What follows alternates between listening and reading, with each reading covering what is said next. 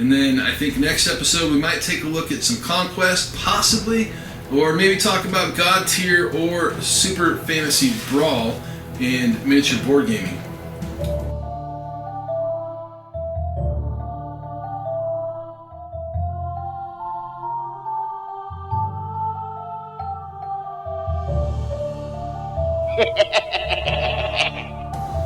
Welcome once again to another today board game filled episode of the Throne of Angels video blog. As always, I am your host, Mr. Derek Osborne, here to show you all the world in miniature, specifically miniature board games. So today we're going to talk about miniature board games. I'm not going to show you guys a whole lot of stuff, so it's just going to be a quick little ramble. And the reason for the ramble is I'm going to talk a little bit about God Tier and some of the other miniature board games that I enjoy, that I play, that kind of fill spaces for me when I don't have the desire to get all crazy and work out or work on a massive army. So some of you know, some of you don't. The last almost 2 decades of my life have been filled with miniature board gaming, right? So professionally, I have been involved in every stage of the board game side of entertainment, whether it is design and development, or sales, or warehousing, or distribution, or you name it. I have done it, with the exception of actually the manufacturing part, but I have dealt with tons and tons of manufacturing partners locally or domestically here in the US as well as in China. There's not literally anything that can be done in the miniature board gaming space, or the board gaming space for that matter, that I have not done. I've done licensing, I've done sculpting, I've done rules development, I've done rules design, I've done core concepting, I've done all sorts of stuff, right? Front to back. The board game industry has provided not only a wonderfully rich experience professionally for me for almost the last 2 decades, but it's also provided me a fairly decent life. So my heart is attached to miniature board games. I love them. I'm not a huge Euro board gamer, right? I do enjoy a good Euro every now and again, but my preference is the miniature board game, which, you know, some people will call an offshoot of Ameritrash, or even Ameritrash in itself. And that's not a derogatory term, it's just a category of board game. But anyways, so why do I have board games on the table? Well, it's not because I don't have plenty of miniature work to do, right? We all see, especially over the course of the last few episodes, as I'm trying to catch up on things and get back rolling into, you know, kind of a rhythm. I've got Conquest and First Blood going on by Parabellum. I've got my Slow Grow League in Age of Sigmar. I've got the Primaris Challenge, which turned into a full-blown freaking Space Marine custom chapter. I've got Leagues of Votan sitting down here. I've got a 30k army sitting over here. I even have a new Batman crew down here for work. So it's not that I don't have plenty of miniature work to do. It's that sometimes I'd like to take a little break, right? And this is how I take my breaks from large miniature projects. I bust out a solid miniature board game, right? So typically you have 2 different types of miniature board games. They'll fall into one of 2 arenas, right? You'll have your cooperative games like Mercs Recon or Massive Darkness. This is Massive Darkness 2 Hellscape, obviously. Full disclosure, Mercs Recon. I do own the IP, and anytime I talk about this product, there is personal gain there. So this is not a sponsored video by any stretch of the imagination, because I can't sponsor myself. I can, I guess. But not doing that. But I am disclosing the fact that I do own this product, and anytime I discuss this product, which is generally when I don't talk about Mercs on Throne of Angels, there is personal gain. And then you have your head-to-head games like God Tier and Super Fantasy Brawl. So the point that I want to make in this video, and it'll probably be a short video, maybe 12-15 minutes, is that every once in a while I just want something what I would consider simple, right? So this to me is a simple thing. One game, what do we got? 5, 7, 10, 12 models, right? 12 models for an entire box set. This one comes with 6 expansions, come, you know, with 3 or 5 or, you know, 3 models in the Super Fantasy Brawl expansions. This one, Sticks, has got 4 models in it. Quick projects that I can do in 1 or 2 sittings, right? And I can get a great result out of a really solid looking product, excuse me. Great result out of a really solid looking product in a very short period of time. Black prime, white zenithal highlight, which obviously has become kind of the standard, the norm. You all know that I run nothing but Badger airbrushes here, and then Badger throws down and sponsors the channel. And so for me, that zenithal prime it has literally become second nature. But when I sit down and bust out a board game in 3, 5, 7, 12 models, it literally only takes me 4 or 5 hours to complete the entire project. Unless, of course, we're looking at something like Massive Darkness. So if you guys are unaware, this box literally is like 6.5 to 7 inches deep and is full of models. And this is only part 1 of like, let me see, I've got 1, 2, 3, 4, 5, 6, at least another half dozen boxes of models over there, right? So something like Massive Darkness is a massive project. See what I did there?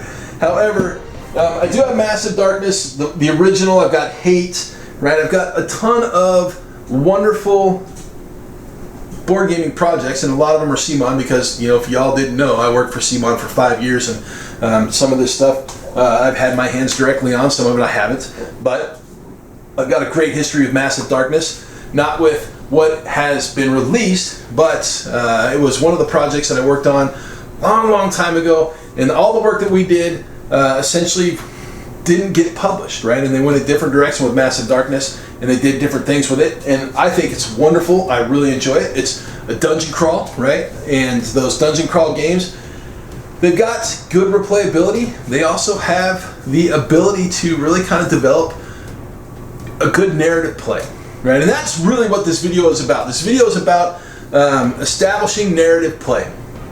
So once upon a time, I was a hardcore competitive War Machine player. I played in tournaments at least 2 or 3 times a month. I had a group of guys where we literally practiced, and we did what essentially like the hardcore community for 40K does. We practice against meta lists, we practice against regular lists, we practice against really odd lists, but we literally would get together every single week and we would play practice games, and we would break it down, and we would essentially scale up our abilities to win events.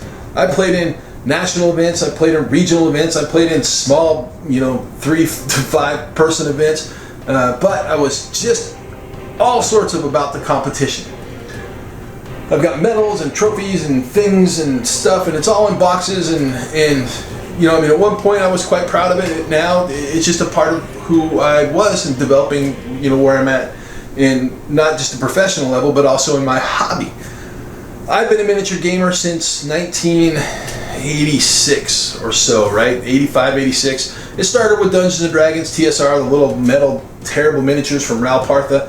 I still have, my original box of 12 guys in a box in the garage. But it evolved, right? Evolved into something much, much larger.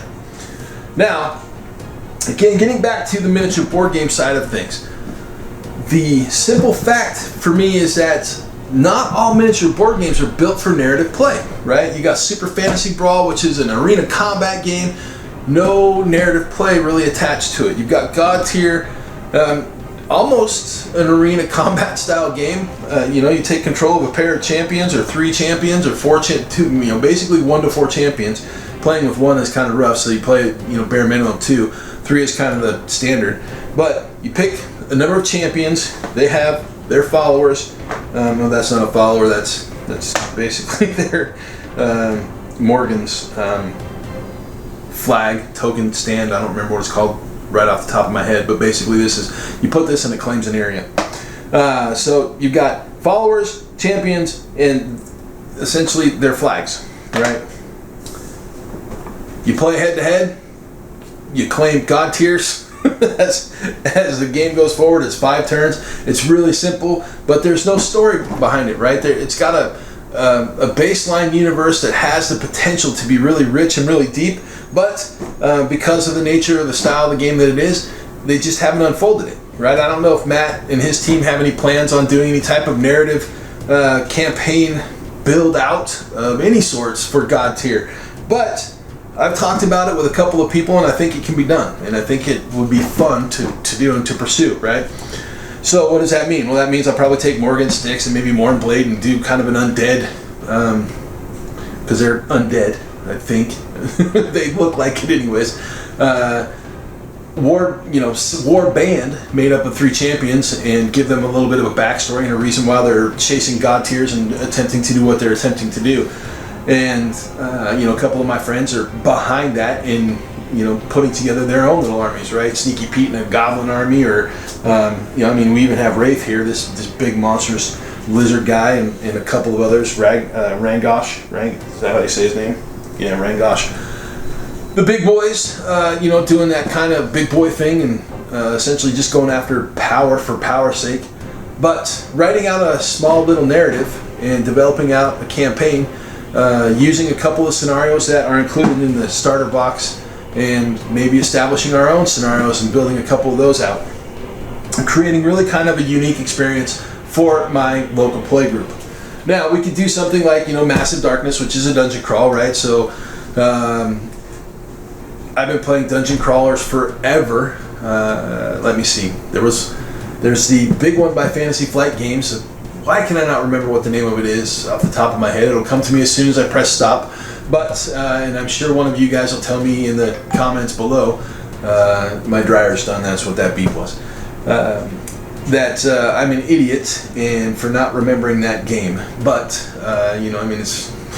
it's it's neither here nor there. Started that one years and years and years ago, played through it multiple times, had a good time with it.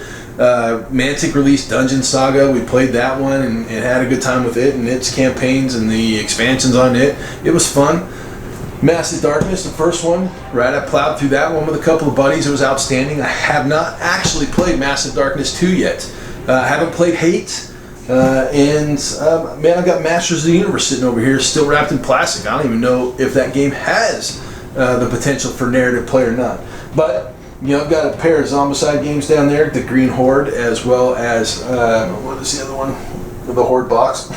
So I've got all sorts of Green Horde down there. And then you've got things like Warhammer Underworld, Neither Maze. That's on the other side of the camera, but I'm looking right at it. We've got Wonderland's War right below it. Right, I've got a ton of miniature board games that have the opportunity to play out, essentially quests and narratives, narration, right? Sure, Warhammer Underworld is more of a, head-to-head type game like Super Fantasy Brawler God Tier, but because it's set in the Age of Sigmar universe, it's not hard really to build out a campaign and a narrative event for that game. But moving forward with God Tier, right, I wanted to do some kind of focus on God Tier, mainly because I really like the setting and I really enjoy the game, and I know there's some people who watch the channel that enjoy the game as well, and I wanted to build out essentially kind of a narrative style campaign for the project. Now, I've got a couple of guys, as I said, that I'm working with to do such a thing, but over the course of the next few months, I will continue to explore and essentially write out those options and opportunities. So what does that mean for you guys? Nothing really. I mean, if you want to get involved and actually, send some ideas, or maybe even, play a narrative event yourself, happy to share the documents that we write up and build out. You can always send me an email, throneofangels@gmail.com, and like I said, spit some ideas. Tell me what games that you guys are playing, right? What are some of the miniature board games that you guys love and enjoy?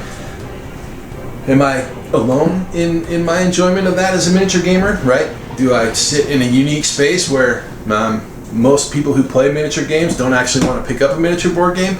I'll be honest with you, I really don't know, as it's not a huge conversation that I've had outside of my local play group, right? My local play group, we all play miniature board games on top of the miniature games that we do play. And it does boil down to the simple fact that we can bust out a miniature board game like God Tier, play 2 or 3 games on a Wednesday or Thursday night, as opposed to playing a single game, 2,000 points of, pick your poison over the course of 3 or 4 hours on a Saturday. And so with that, there's plenty of miniature board games out there. Games Workshop even makes them, right? You've got Black Fortress, you've got Kill Team. Kill Team is technically a miniature board game in my mind. You play with a few models, and they do give you board gaming terrain. And if I remember right, I really think you get a fold-out board with one of the original Kill Team boxes. It could be wrong, probably wrong, but anyways, same with Warcry, Necromunda, right? They basically kind of give you in the box set, they give you a board game feel, but it expands into a larger, obviously, universe in the Games Workshop hobby. With that, I just wanted to kind of do something a little bit different this episode.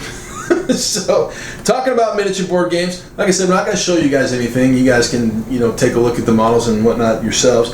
I haven't painted anything. I did prime and highlight, Zenithal highlight the core box, which is this one. I have the other, the Borderlands starter box over there as well, but that one's still wrapped in plastic. I haven't even opened it up yet. These guys, I did pick these up at Gen Con, shortly after Gen Con, I should say. So obviously they're not painted. So I really don't have anything spectacular to show you guys. Again, like I said, I just wanted to talk a little bit about a different side of the hobby for me, and maybe engage in a little bit of different discussion than what is normal for the channel.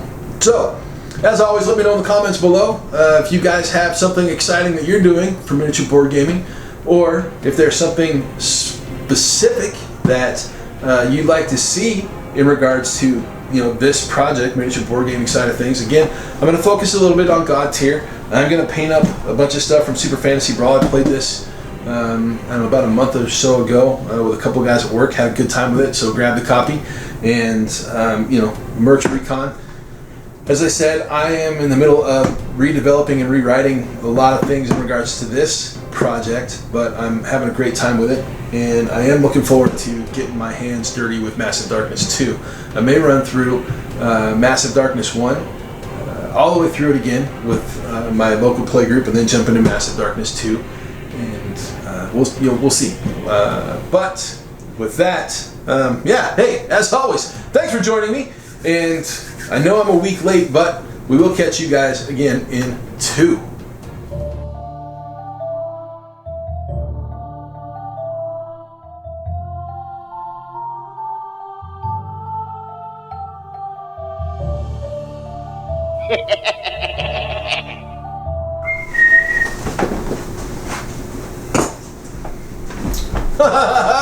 Shall we try again? Yes, we shall. 3, 2, 1, go.